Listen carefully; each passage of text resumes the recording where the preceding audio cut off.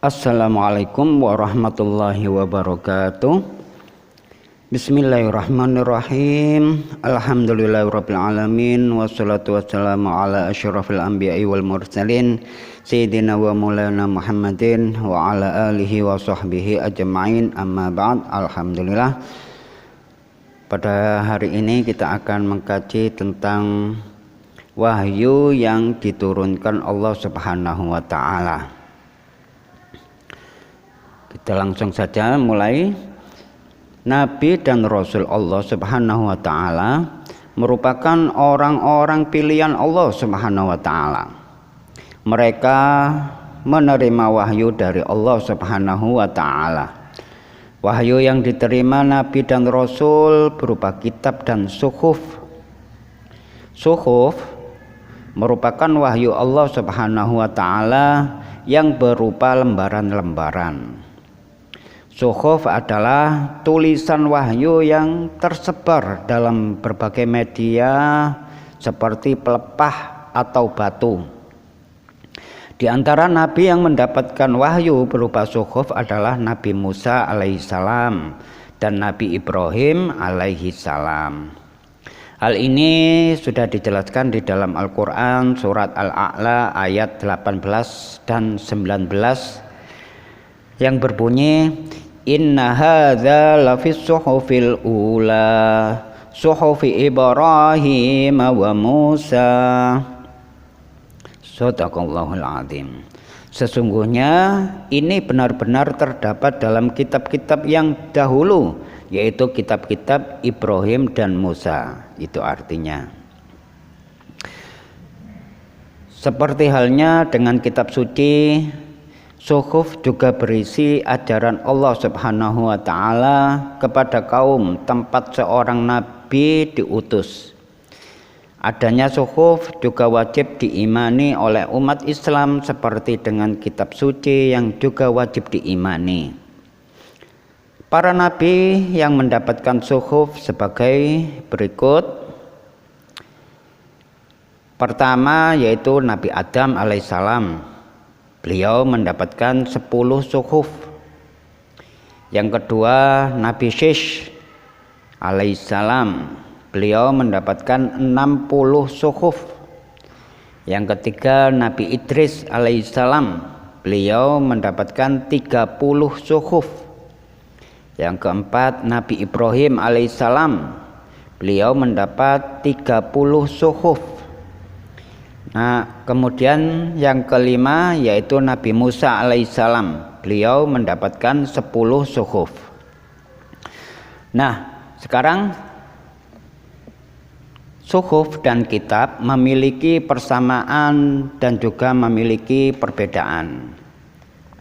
Suhuf dan kitab memiliki persamaan yaitu keduanya itu merupakan sama-sama firman Allah Subhanahu wa taala yang diturunkan kepada para rasul-rasulnya. Adapun beberapa perbedaan di antara kitab dan suhuf di antara lain, pertama bentuk dari kitab sudah dibukukan, sedangkan suhuf masih berbentuk lembaran-lembaran yang terpisah.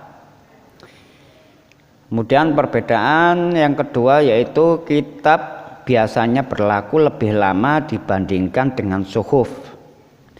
Kemudian yang ketiga, isi kitab itu lebih lengkap dibandingkan dengan isi suhuf. Nah, itu salah satu daripada perbedaan antara suhuf dan kitab. Wahyu yang diturunkan kepada manusia lama-kelamaan mengalami pengembangan dan penyempurnaan. Allah Subhanahu wa taala menurunkan Al-Qur'an sebagai kitab yang menyempurnakan kitab-kitab yang diturunkan sebelumnya. Jadi isi Al-Qur'an dapat digunakan sesuai dengan keadaan manusia pada zaman Rasulullah yaitu Nabi Muhammad SAW sampai akhir zaman. karena Nabi Muhammad ini adalah nabi yang terakhir. Jadi setelahnya Nabi Muhammad itu tidak ada nabi ataupun tidak ada rasul. Kalaupun ada yang mengaku sebagai nabi ataupun sebagai rasul, itu jelas berbohong. Jangan pernah untuk mempercayainya. Sekalipun dia bisa terbang, sekalipun dia bisa berjalan di atas air, kalau dia sudah mengaku sebagai rasul, setelahnya Nabi Muhammad itu tidak ada, ya. Setan itu semuanya. Kalaupun wali ada, ya. Sampai sekarang walinya Allah itu tetap masih ada. Al-Quran juga memiliki sifat yang universal, dapat digunakan oleh seluruh umat manusia. Kitab-kitab diturunkan oleh Allah Subhanahu wa taala memiliki fungsi diantaranya pertama untuk membantu manusia mengetahui sifat-sifat Allah Subhanahu wa taala. Yang kedua untuk membantu akal manusia dalam mengetahui alam gaib. Yang ketiga untuk membantu manusia dalam mengaplikasikan sifat dasarnya sebagai manusia. Nah, itu salah satu fungsi daripada diturunkannya kitab-kitab Allah. Kemudian kitab suci yang diturunkan Allah yang wajib diimani itu ada 4. Kitab-kitab tersebut yaitu yang pertama kitab Taurat, ya, yang diturunkan kepada Nabi Musa alaihissalam. Kemudian yang kedua kitab Zabur yang diturunkan kepada Nabi Daud alaihissalam. Ketiga kitab Injil yang diturunkan kepada Nabi Isa alaihissalam. Dan kitab Al-Quran, nah ini yang terakhir, kitab suci Al-Quran sebagai kitab terakhir yang diturunkan kepada Nabi Muhammad SAW. Al-Quran merupakan kitab suci terakhir sebagai kitab penyempurna dari kitab-kitab terdahulu yang pernah Allah turunkan kepada nabi-nabi sebelum Nabi Muhammad. Jadi Al-Quran itu sebagai penyempurna, tidak menyimpang dari kitab-kitab sebelumnya, ya, hanya sebagai penyempurna. Ada tambahan, ya namanya penyempurna, ada tambahan-tambahan yang kurang dari kitab-kitab terdahulu. Nah, kita wajib beriman kepada kitab-kitab Allah Subhanahu wa taala yang disebutkan dalam Al-Quran. Maka simaklah penjelasan-penjelasan. Kita akan mengkaji tentang satu-satu kitab yang pernah Allah turunkan. Kitab Taurat diturunkan kepada Nabi Musa alaihissalam. Nabi Musa menerima kitab Taurat pada tahun 15, ya, pada tahun 15 Masehi di Bukit Sinai. Allah Subhanahu wa taala menurunkan kitab Taurat kepada Nabi Musa alaihissalam untuk disampaikan kepada umatnya, yaitu Bani Israel. Kitab Taurat ditulis dalam bahasa Ibrani, kalau bahasa kita Ibrani, ya, dalam bahasa Ibrani kitab Taurat. Nama lain dari kitab Taurat adalah Torah, yang berarti perintah, artinya perintah. Perhatikan ayat yang pernah Allah jelaskan di dalam Al-Quran menjelaskan tentang adanya kitab Taurat, yaitu A'udzubillahi minasyaitonirrajim wa ataina Musal kitaba wa ja'alnahu hudal li bani Israila alla tattakhidhu min duni wakila, yang artinya dan kami berikan kepada Musa kitab, yaitu kitab Taurat, dan kami jadikan kitab Taurat itu sebagai petunjuk bagi Bani Israel dengan firman, janganlah kamu mengambil penolong selain aku, kata Allah. Itu ada di dalam surat Al-Isra ayat yang kedua.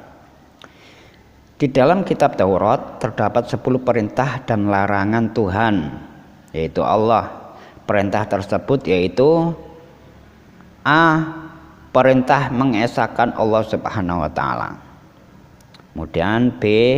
Melarang atau larangan menyembah berhala. C. Larangan menyebut nama Allah dengan sia-sia. D. Supaya menyucikan hari Sabtu. E. Supaya menghormati ayah dan ibu. F. Larangan membunuh sesama manusia. G. Larangan berzina. H. Larangan mencuri. I. Larangan menjadi atau bersaksi palsu. Yang terakhir C. Larangan mengambil hak milik orang lain. Itu ada 10 perintah dan larangan Tuhan yang terdapat di dalam kitab Taurat. Sekarang kita yang kedua yaitu mengkaji tentang kitab Zabur. Allah menurunkan kitab Zabur kepada Nabi Daud alaihissalam. Kitab Zabur diturunkan kepada Nabi Daud pada abad ke-10 sebelum Masehi. Tadi kitab Taurat itu diturunkan kepada Nabi Musa tahun 15 sebelum Masehi ya. Kalau kitab Zabur diturunkan pada abad ke-10 sebelum Masehi. Zabur disamakan oleh sebagian ulama dengan Mazmur yang menurut Islam adalah salah satu kitab suci yang diturunkan sebelum Al-Qur'an selain Taurat dan Injil. Kitab Zabur diturunkan kepada Nabi Daud alaihissalam untuk disampaikan kepada Bani Israel.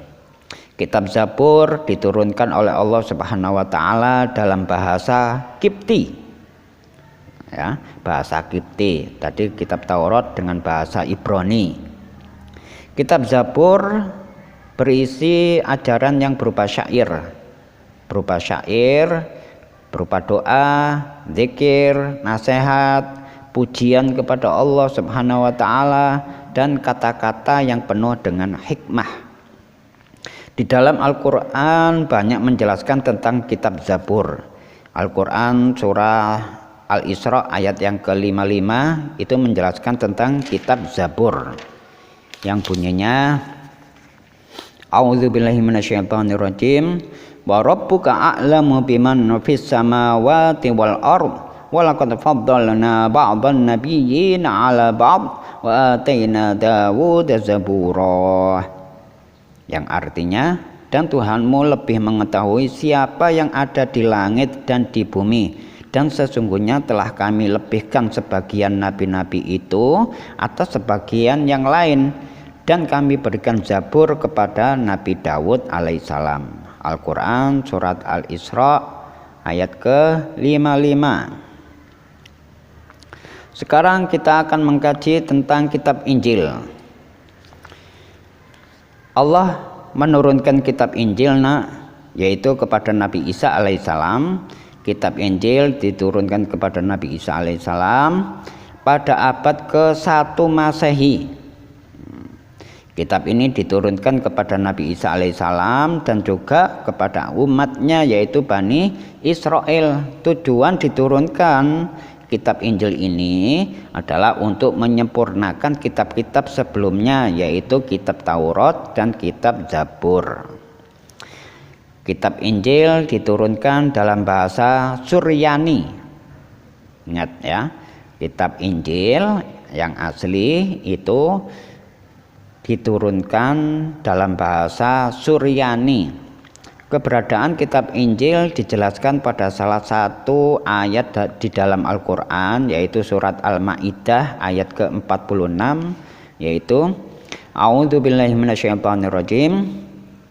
Wa qaffayna ala atharihim bi'isa ibn Maryam musaddiqan lima baina yadayhi minat Taurah wa atainahu al-Injila fihi hudaw wa nurun wa musaddiqan lima baina yadayhi minat Taurat wa hudaw wa mau'izatan lil muttaqin, yang artinya dan kami iringkan jejak mereka, yaitu nabi-nabi Bani Israel, dengan Isa putra Maryam membenarkan kitab yang sebelumnya, yaitu kitab Taurat, dan kami telah memberikan kepadanya kitab Injil, sedang di dalamnya ada petunjuk dan cahaya yang menerangi, dan membenarkan kitab-kitab yang sebelumnya, yaitu kitab Taurat, dan menjadi petunjuk serta pengajaran untuk orang-orang yang bertakwa. Al-Quran surat Al-Ma'idah ayat ke-46. Kandungan kitab Injil sebagai berikut, ya, diantaranya: 1. Memuat ajaran pokok berupa perintah untuk kembali kepada tauhid yang murni. Maksudnya tauhid yang murni yaitu mengesahkan Allah, bahwasanya tiada Tuhan selain Allah, ya. Yang kedua, perintah untuk menjauhi sifat tamak dan rakus. Sifat tamak dan rakus ini biasanya sak paket, ya. Kalau dia tamak ya rakus, kalau dia rakus ya tamak, satu paket. Yang ketiga yaitu membenarkan kitab-kitab yang turun sebelumnya. Jadi kitab Injil ini membenarkan kitab yang sebelumnya diturunkan oleh Allah, yaitu kitab Taurat dan Zabur. Yang keempat yaitu menceritakan akan datangnya Nabi akhir zaman setelah Nabi Isa alaihissalam, yang bernama Ahmad, yang tak lain adalah Nabi Muhammad SAW.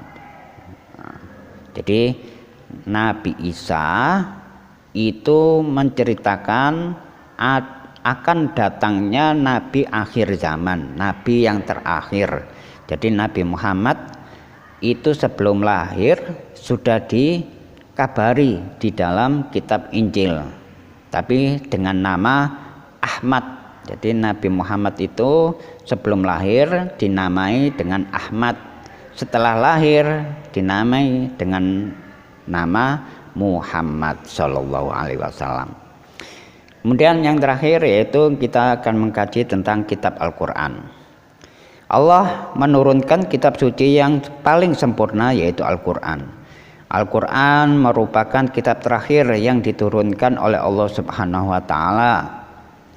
Al-Quran merupakan kitab yang diturunkan kepada Nabi Muhammad SAW melalui malaikat Jibril. Diturunkan secara mutawatir untuk disampaikan kepada umat manusia.